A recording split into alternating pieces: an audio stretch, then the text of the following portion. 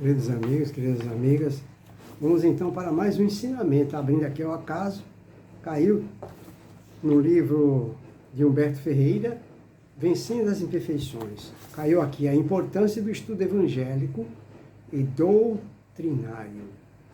A importância do estudo evangélico e doutrinário. Isso é muito importante, porque Jesus mesmo falou: buscai primeiramente o reino de Deus e sua justiça. Todo o resto virá por acréscimo. Aí ele continua aqui. O conhecimento profundo dos ensinamentos de Jesus é imprescindível. Ouçam bem, pessoal, o que ele está falando. O conhecimento profundo dos ensinamentos do nosso Senhor Jesus é imprescindível para que o homem compreenda melhor a si mesmo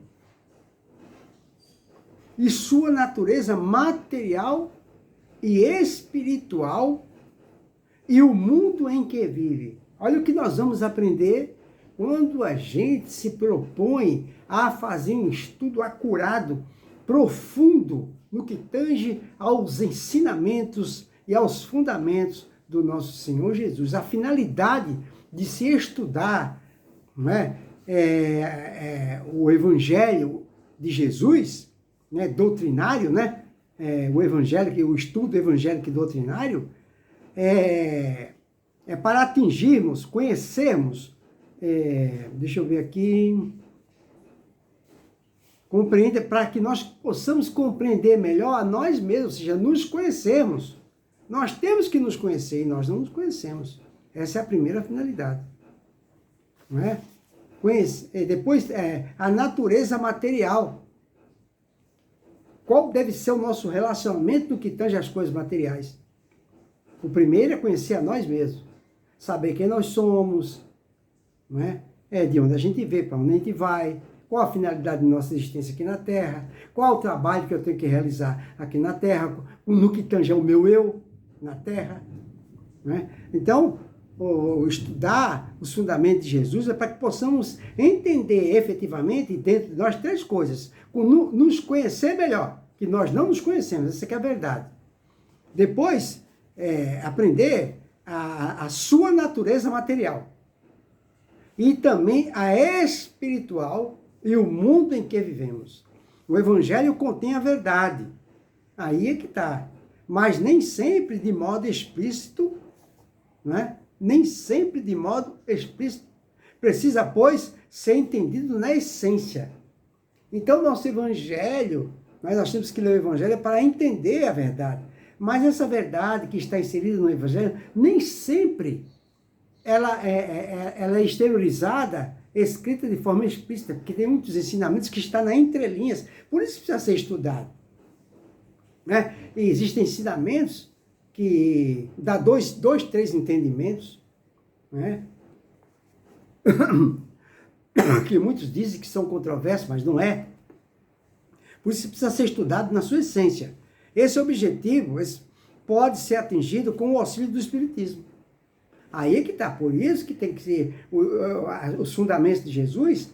O Espiritismo, a codificação de Kardec, nos dá um esclarecimento metódico, claro e até primário.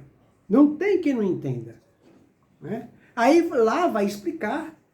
Porque uns sofrem e outros não. Porque tem criança que nasce na opulência, no conforto, na fartura, e outros nascem em favela passando fome. Tudo isso vai ser explicado. Porque uns nascem com saúde e outros não. Porque uns morrem cedo, outros morrem tarde. Tudo a doutrina de Kardec explica, baseado na verdade absoluta. Não é? Esse objetivo pode ser atingido com o auxílio do Espiritismo. Depois desenvolve, completa e explica em termos claros e para toda a gente o que foi dito de forma alegórica. Tem muitas coisas que nos é falado de forma alegórica. Por exemplo, em quanto tempo o mundo foi criado? 6 dias, 7 dias? Tá vendo? Tem coisas que a maior parte. Existe céu e inferno? Aí é que está. Aí ele continua aqui. Todos podem aprender através da experiência, mas o estudo ajuda-os a adquirir o conhecimento com mais rapidez.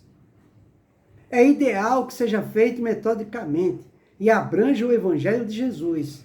E nos livros da codificação de Kardec, as obras complementares de outros autores e as que são ditas pelos mensageiros de Deus. Para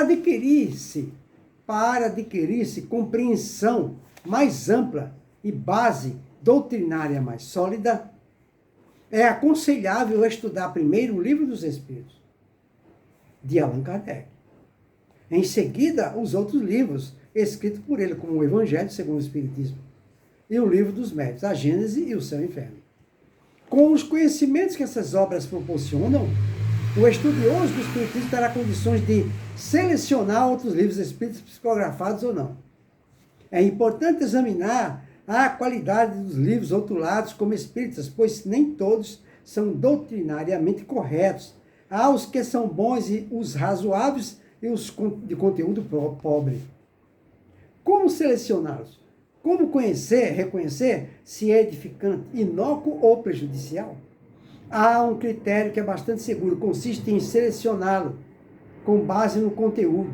Aquele que pode ser classificado como bom e esclarecedor. Educativo, e só ensina o que é construtivo, é doutrinariamente correto, não entra em desacordo com os ensinamentos do mestre ou de Allan Kardec. Uma conclusão segura requer razoável conhecimento doutrinário. Caso contrário, uma obra nada edificante, contendo falhas ou deturpações, pode ser aceita como adequada e recomendável. É ideal que o estudo seja diário, constante, sem interrupção. Assim, os ensinamentos são melhores compreendidos e sedimentados progressivamente.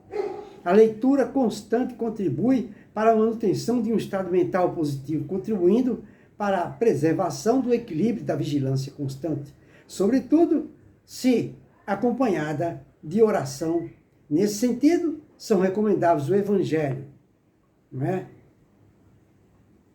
Ou então o livro Fonte Viva, Vinha de Luz, Pão Nosso, Caminho, Verdade e Vida e Palavras de Vida Eterna, de autoria de Emmanuel, psicografada pelo Chiquinho de Jesus. Fica aí, portanto, devemos fazer essa reflexão.